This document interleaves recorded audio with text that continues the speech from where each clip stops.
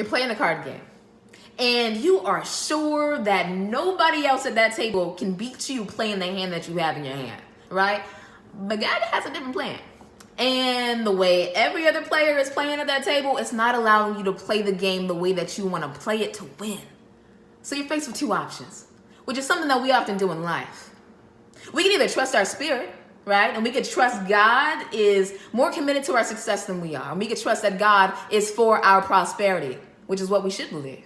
Or we can skip our turn, which is something that we kind of do, right? Things don't look the way that we want them to look, or God is calling us to do something that we really don't want to do. Skip, right?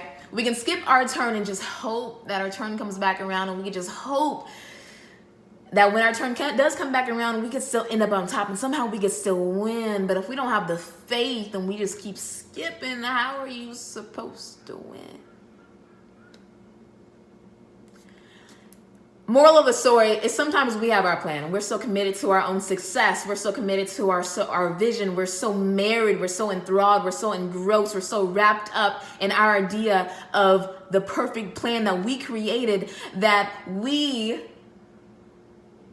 miss out on our blessings. Because we're so busy skipping things that don't look right.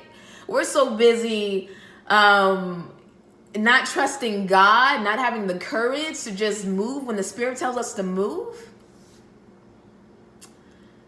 God is more committed to our success than we are.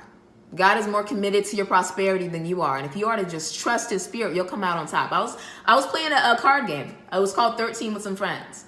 And I was faced with these two options of either skipping or trusting my spirit. And I ended up trusting my spirit and I ended up winning. But prior to those games, I didn't win.